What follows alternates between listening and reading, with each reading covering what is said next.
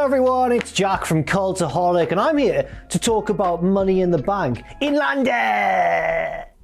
Specifically, the Money in the Bank ladder matches, because recently, I think last week at some point, there was a list leaked online which was kind of WWE's internal names for consideration in the match, but that was just for the men's side of things. I'm going to talk about both matches in this video and basically talk about who I feel should be in those two ladder matches and what will make for the most exciting show. There's going to be a variety of factors at play, how good someone is in terms of the stipulation, how good the storyline possibilities are. We're going to take things into account like momentum of certain wrestlers and all that sort of stuff, but also I might just throw in a few fun suggestions as well. Don't tell anyone though. So for both matches, I'll start off with like my dead certs, like the ones that I think should definitely be in those Money in the Bank ladder matches, and then work my way down and kind of get to some more wild card or left field kind of ideas as well. And obviously be sure to leave your thoughts and suggestions in that comment section down below. Don't fight each other though. Don't do it. It gets scary when that happens. We'll start off with the women's match, and to be honest, the most obvious person who needs to be in this match for me is Becky Lynch. Becky's awesome, she's a massive star. I know that she's Irish, not British, but she will get a monstrous reception from the UK fans. She always does. She gets big receptions everywhere, but I think particularly when they're on tour in Europe as well, the WWE. And Becky has to be in this match. The big babyface, the big star, the person that everyone will probably want to see win it, and the person who might well win it as well.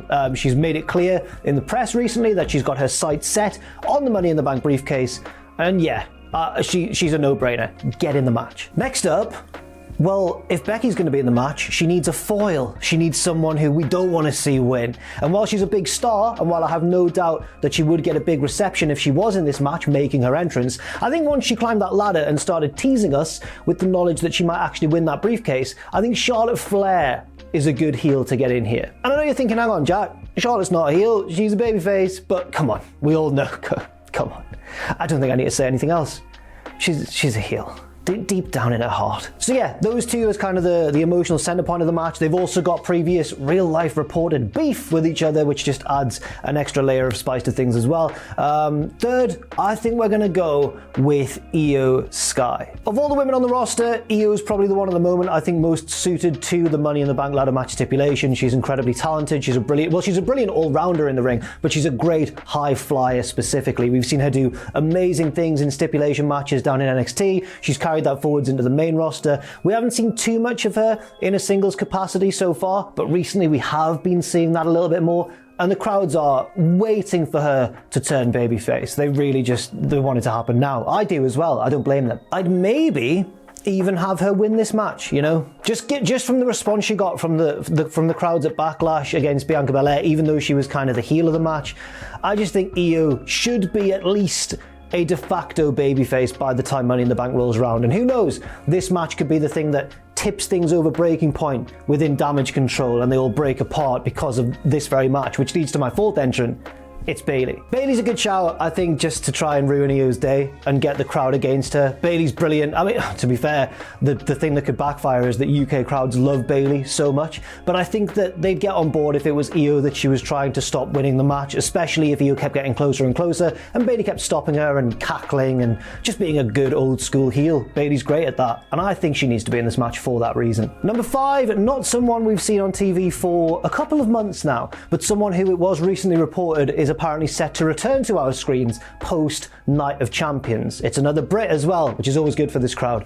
It's Tegan Nox. If this event was taking place in the US, I wouldn't suggest maybe thrusting Tegan straight back onto TV and then straight into the Money in the Bank ladder match. I'd give her more time to build up momentum, but given the fact that she's just such a natural babyface, and given the fact that it is in the UK and she would get massively cheered for being in the match, I've got to stick her in there. I think Tegan Nox is a solid shout. I don't think I'd have her maybe win the match necessarily, but I'd definitely have her featured in some of the bigger moments throughout the contest. Number 6, and we're going to 7 by the way, because I looked last year, there were 7 competitors in both Money in the Bank ladder matches, so we're sticking with 7. But number 6 for the women's Money in the Bank ladder match, I'm gonna go with Zelina Vega. Zelina has momentum right now, and I would hate to see that go to waste, because for once in her WWE career, it was all about her. It wasn't her enhancing somebody with her excellent managerial skills. No, those scenes in Puerto Rico were astonishing to see the support that she generated from that crowd. And even though this is obviously taking place in the UK, not Puerto Rico,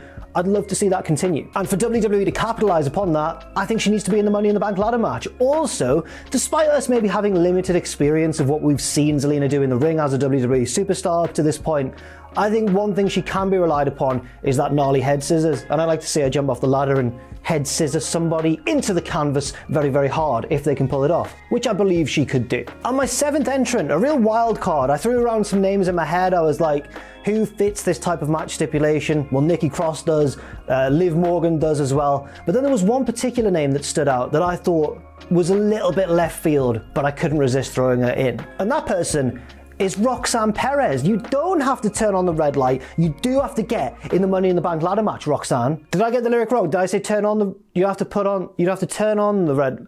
What did I tell her to do? She doesn't have to do whichever one in the song they don't have to do, Roxanne. For those who don't know, Roxanne Perez is the former Roxy on the independent scene, a former Ring of Honor Women's Champion.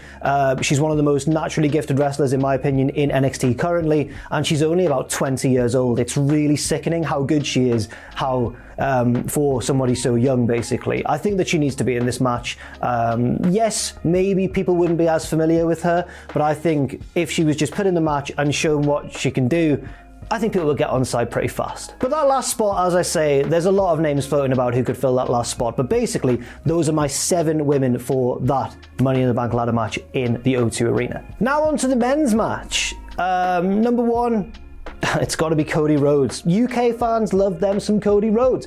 To be fair, all fans these days love themselves some Cody Rhodes, but UK fans have persistently loved themselves some Cody Rhodes, and I think would love the chance to see him here. Especially as well, remember, because he missed out through injury from an appearance at Clash at the Castle, so I think this just makes it even doubly more so that Cody needs to appear here. I don't know necessarily if he should win, although you could definitely argue that he should.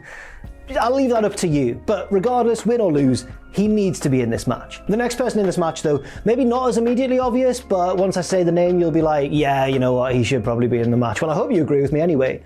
It's Butch. Butch is a weird one, because I'm sick of the Butch gimmick, but he's good at it, and I'm liking what the Brawling Brutes have been doing, and, you know, I find them an entertaining unit, but at the same time, I just want Pete Dunne back. I just want the Bruiserweight, because I know how good that character can be, better than Butch. And it means, I think, he'll be taken more seriously and put in more featured showcase matches, such as this one. He needs to be in the match. He'll get cheered loads. People will probably chant Pete Dunne rather than Butch if he is in the match. I heard suggestions that maybe they'd get a tag team title shot, him and Ridge, which would also work on this card as well. But I want him in the Money in the Bank ladder match, I think. Number 3, Montez Ford. Maybe the winner, in fact. If not, then certainly a person who should come very close to winning. This comes off the back, obviously, of his stunning performance in the Elimination Chamber earlier this year, and I think really that this is also a good excuse to further the story between himself and Dawkins. I'm not saying necessarily that I want the Street Profits to break up, but I do want to see not just Ford, but Dawkins as well be given great singles opportunities going forwards. And I just think that Ford is so disgustingly talented that it would be a shame not to take advantage of that and give him a big singles push. The Money in the Bank ladder match is also something that is tailored exactly to his skill set. He would be a thrilling addition to the match, and I think probably the highlight of the match, as he was in Elimination Chamber, even though he didn't win. Number 4, now we're getting a bit more storyline centric. Not somebody who I'd say is particularly a natural fit for Money in the Bank, but somebody who would have a tantalizing story going in, and that's Solo Sikoa, because oh, Roman, he's coming for your belt, Roman.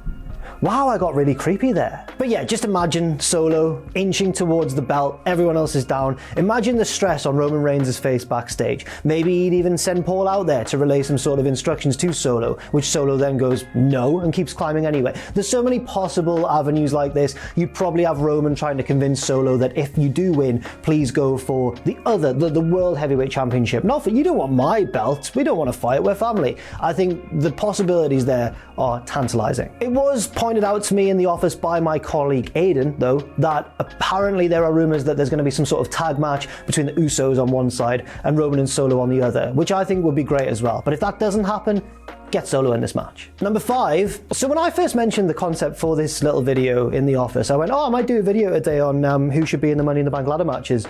The first name that came out of several people's mouths around me was one man and one man only. Omos. So I've had to include Omos, not just because of popular demand though, because then after first dismissing the idea, I then thought about it and I thought, why does everyone want Omos in this match? Well, one, he deserves it because he's been performing beyond expectations recently. Two, it's different, isn't it? Like, could he reach it without even having to climb a ladder, or much of a ladder anyway? It would add a unique element to Money in the Bank ladder matches that I think WWE would be boring to pass up on. They wouldn't be having much fun, would they, if they didn't put Omos in? So yeah, go on then, why not? Stick Omos in Money in the Bank and we'll see how he does. My next pick though is not somebody quite as large, but it's still somebody quite intriguing in my opinion. It's the NXT champion, Carmelo Hayes. Listen, if Roxanne Perez, and she's not the champion necessarily, there's a tournament ongoing for the vacant title as we speak. But if she's in the women's match, you gotta have Melo in the men's match. It just makes perfect sense. I'll be honest as well, when I was looking at the names that I'd previously picked already, I realized, well, it's not a flippier lineup, is it, for the men's match? But then I thought, Money in the Bank ladder matches don't necessarily live or die on how flippy the lineup is, but Hayes would inject such energy and such excitement into this match, and it would be a good showcase of just how good he is to a wider WWE audience who may not be quite as familiar with him as people who watch NXT. So Hayes is in, and then for the final spot, again, there were a lot of names rattling around inside my head. Drew, obviously big UK pop. Sheamus, even though he's Irish, big UK pop because we love a bit of Sheamus over here. But at the same time, I'd like to see them have featured singles matches. Drew hasn't appeared for a while. There's rumours of a creative fallout behind the scenes, but if he is available for Money in the Bank, maybe him and Sheamus in a match together. They've been on fire recently, especially when Gunther was involved. I just think, yeah, have them in a more featured singles match or a pair of singles matches or whatever. So I don't think they need to be in here. Damian Priest has been a name that's been in the news recently as somebody who WWE want to push going forwards. I think he'd be good. Or I thought then maybe if they could get him, the guy that he lost to at Backlash, Bad Bunny. And then I thought, no, I know who my seventh pick is. It's another celebrity wrestler and one who wouldn't be cheered like Bad Bunny would, but it would lead to, I think, monstrous amounts of heat. And that man is Logan Paul. Look at the names in this match already, and you'll see that there's ample opportunity for Logan Paul to have weird, funny, entertaining, memorable, and potentially catastrophic interactions with a lot of other wrestlers here. Cody Rhodes, Omos, imagine Omos staring down Logan Paul. That would be brilliant in itself. I think that if you get Logan in this match, he will deliver, as he has done time and time again. Love him or hate him, he's the postman, because he always delivers. Right, we'll end the video there. So yes, on that bad note, it's time to end the video, but thank you very much for watching, and do let me know your suggestions in that comment section down below. Who do you think should be 7 superstars on the men's side of things and on the women's side of things to fill those slots in the Money in the Bank ladder matches? Apparently, qualifying is starting next week on Raw, so we won't have to wait too long to find out for real. Thank you very much for watching. I've been Jack from Cultaholic, and I'll see you very soon.